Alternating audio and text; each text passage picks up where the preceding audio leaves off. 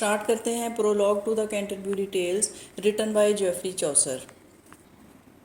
Jeffrey Chaucer को father of English literature या father of English poetry भी कहा जाता है। इनका लाइफ टाइम है फ्रॉम 1340 टू 1400।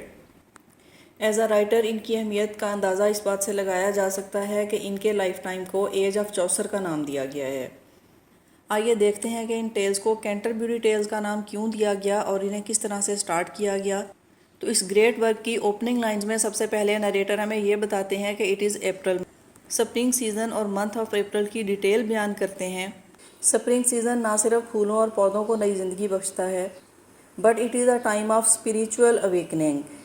ये इंसानों को भी बेदार करता है, उन्हें एक नई ज़िंदगी बख्शता है। नरेटर अपने काम का आगाज़ करता है फ्रॉम टेबर्ड इन जो कि आप समझ सकते हैं it is like a guest house. और जिस दिन नरेटर यहाँ पहुँचता है उसी दिन उसी शाम there comes a group of 29 people. 29 लोगों का एक ग्रुप यहाँ पहुँचता है। इस ग्रुप में मुख्तलिफ़ तरह के लोग हैं, मुख्तलिफ़ पेशों और मुख्तलिफ़ तबकों से बिलोंग करने वाले लोगों का ये ग्रुप सेंट थॉमस बेकेट के श्राइन पर जाने का प्लान रखे हुए है। सेंट थॉमस बेकेट जिनको एक मार्टियर माना जाता है और इन लोगों का ये बिलीफ है कि वो बीमारों को शफा देते हैं। इन लोगों का ये सफ़र it is like a religious journey and all of them get together because of a religious purpose and are going to perform a religious ceremony. They are called themselves pilgrims. चूँकि ये एक होली सेरेमनी को perform करने के लिए जा रहे हैं, इकट्ठा हुए हैं और ख़ुद को पिलग्रिम्स कहते हैं। तो यहाँ नरेटर इन 29 पिलग्रिम्स के साथ शामिल होने की ख्वाहिश जाहिर करता है, जिसको ये पिलग्रिम्स फ़ौरन से ही एक्सेप्ट कर लेते हैं। इस तरह नरेटर इन 29 पिलग्रिम्स में शामिल हो जाता है and now they have become 30। Now one person more at the Tabard inn. Tabard inn जहाँ ये लोग ठहरे हुए हैं, the owner of this Tabard inn, इस टेबर्ड इन का मालिक जो कि खुद को होस्ट कहता है, यहाँ वो भी इनके साथ शामिल है। तो इस शाम ये सब लोग इकट्ठे मिलकर ड्रिंक करते हैं और ये डिसाइड करते हैं कि अगली सुबह अर्ली इन द मॉर्निंग ये सब लोग रवाना हो जाएंगे। अगली सुबह ये लोग अपने सफ़र का आगाज़ करते हैं। एक बहुत ही लंबा और थका देने वाला सफ़र है। अब ऐसे वक्त में इन लोगों के पास ना तो स्मार्टफोन है और ना ही इंटरनेट कनेक्शन या हैंड फ्री।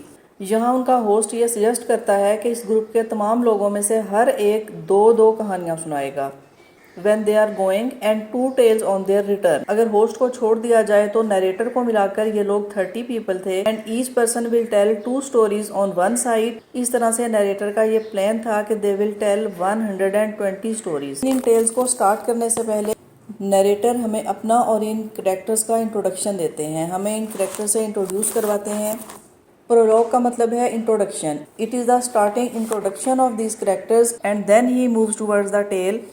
नरेटर यहाँ इस कदर डिटेल्ड और एक कलरफुल इमेजरी बयान करते हैं, हमें ऐसा लगता है जैसे हम एक ज़िंदा करैक्टर को अपनी आंखों के सामने देख रहे हैं, हम उन्हें सुन रहे हैं, हम महसूस करते हैं।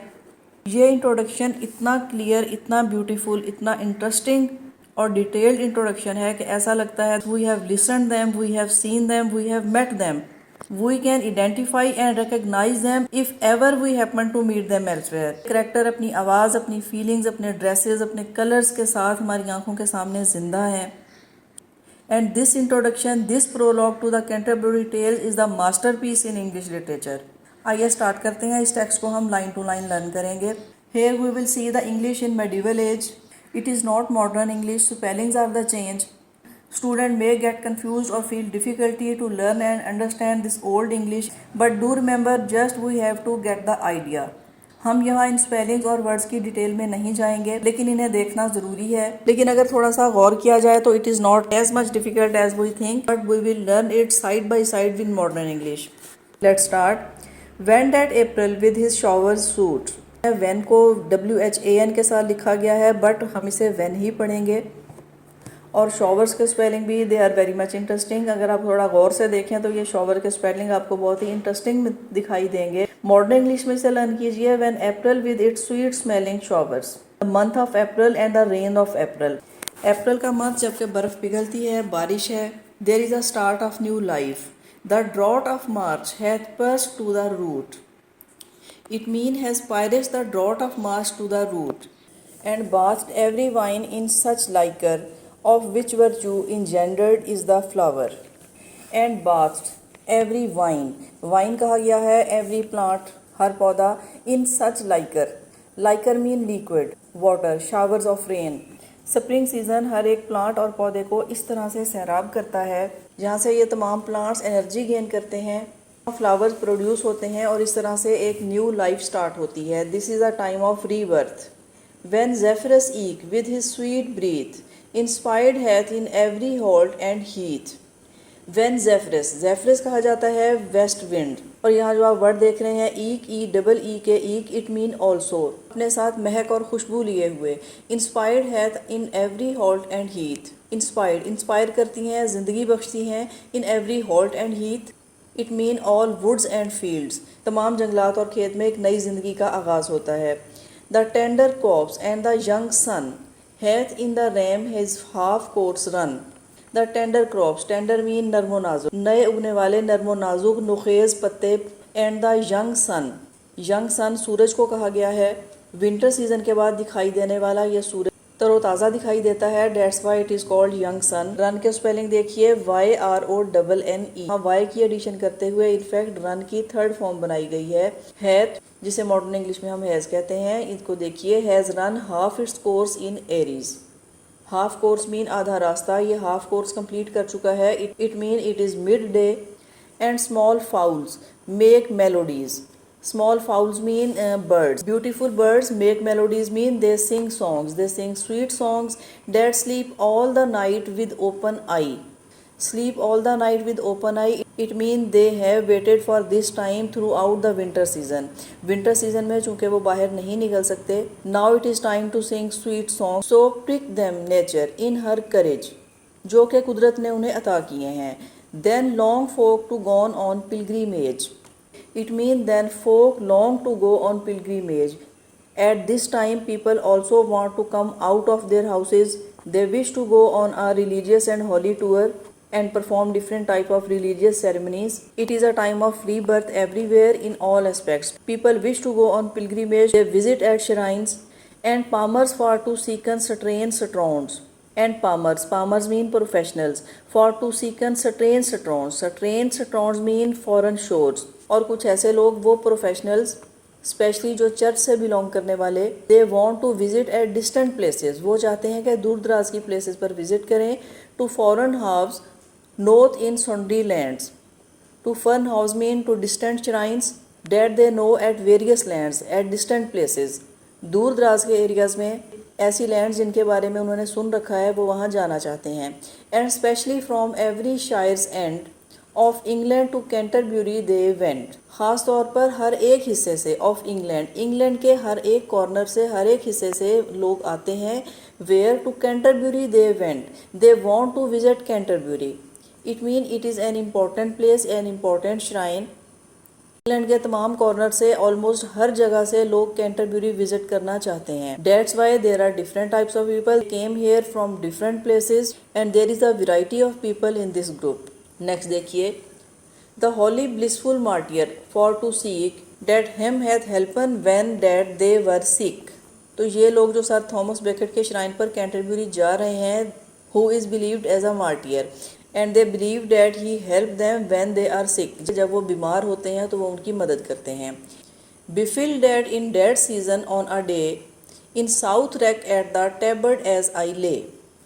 बिफिल के ऐसा हुआ, it happened, that in that season on a day in Southwark at the Tabard in as I lay. तो यहाँ देखिए चौसर जो कि यहाँ नरेटर हैं खुद को पर्सनल प्रोनाउन आई के साथ प्रेजेंट करते हैं। ये कहते हैं कि मुझे ऐसे ही एक दिन टेबर्ड इन जाने का इत्तेफाक हुआ। Pilgrimage to Canterbury with full devout courage, कि ready to go on my pilgrimage, कि मैं पिलग्रीमेज जाने के लिए तैयार था। To Canterbury with full devout courage, I was completely devoted, I was in full spirit. At night was come into that hostel air, well 9 and 20 in a company. इसके बाद वो ये बताते हैं कि इस हॉस्टल में, यानी कि एट डैट इन, उस इन में, एट नाइट रात के वक्त, was come 9 and 20, 9 and 20 mean 29, in a company mean in a group of 29 people, वहाँ 29 पीपल का एक ग्रुप उस हॉस्टल में, उस इन में पहुँचता है। Of sundry folk by aventure जी fall, it mean of various sort of people. Sundry modern English में भी ऑल एंड संडे मुतफरिक चीज़ों को कहा जाता है। There are different types of people in this group and they get together by chance. And pilgrims were they all, और ये सब के सब पिलग्रिम्स थे। That toward Canterbury would ride, और ये सब कैंटरब्यूरी की तरफ सफ़र करने के लिए इकट्ठे थे। The chambers and the stables were wide, the chambers mean the rooms, the bedrooms, and the stables, और उनके घोड़ों के ठहरने की जगह, were wide, wide mean spacious, बहुत खुली थी। And well we were eased at best, it mean and we were all accommodated in the best way. Now we can see that narrator changed the personal pronoun from singular to plural. यहाँ वो अपने लिए we pronoun use करते हैं। चौसर बयान करते हैं कि हम सब बहुत ही अच्छे से यहाँ पे ठहरे हुए थे। And shortly when the sun was to rest, and shortly mean और फिर जल्द ही, when the sun was to rest, it mean जब सूरज गरूब हो गया। So had I spoken with them everyone, तब मैंने उनमें से हर एक के साथ कुछ बातचीत की। That I was of her fellowship a nun and made forward early for to rise. That I was of their fellowship stateworthy. It mean poets want to be in their company. यहाँ narrator हमें ये बताते हैं कि वो उस group की fellowship चाहते हैं और उनसे उनके ग्रुप में शामिल होने की बात करते हैं। And made forward early for to rise. Early for to rise mean early in the morning. And next day early in the morning रवाना होने का प्लान करते हैं। To take our way there as I you devise. Modern English में देखिए, to take our way where I will tell you, और ये कहते हैं कि जिस तरह से मैं आपको बताऊंगा उस रास्ते पर हम चलेंगे। But none the less well I have time and space, क्योंकि मेरे पास इस वक्त था और मौका भी था। तो नरेटर हमें यहाँ ये बताते हैं कि he has free time and now he has an opportunity to join a group and visit at the shrine of Canterbury. वो इस मौका से फ़ायदा उठाते हैं। At that time people do not travel alone, चूँकि उस वक्त लोग अकेले सफ़र नहीं किया करते थे। And it was better to travel in groups, that's why narrator do not want to miss the opportunity. He joined the group of these pilgrims and goes to visit the shrine at the Canterbury. Or that I further in this tale pace. Pace का मतलब है कदम रखना, tale mean कहानी, and further mean मजीद आगे। Before I proceed further in this tale, इससे पहले कि मैं इस कहानी को आगे बढ़ाऊँ, me think it accordant to reason to tell you all the condition of each of them so as it seemed me. थोड़ा सा ध्यान से देखिए, it is quite simple. Me think मेरा ख्याल है, इट अकॉर्डेंट टू रीज़न कि ये मुनासिब होगा। टू टेल यू कि आपको बताऊं, all the condition, to tell you all the circumstances, to each of them उनमें से हर एक के मुतालिक। So as it seemed me जैसा कि ये मुझे दिखाई दिए, जैसा इन्हें मैंने देखा।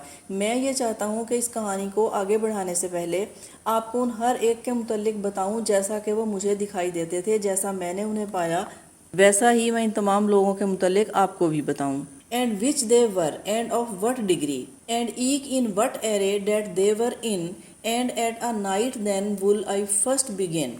And which they were it mean and who they were and of what degree and of what social rank, कि ये लोग कौन थे और किस सोशल रैंक से बिलोंग करते थे। And eke in what array that they were in, और वो किस तरह का लिबास पहने हुए थे।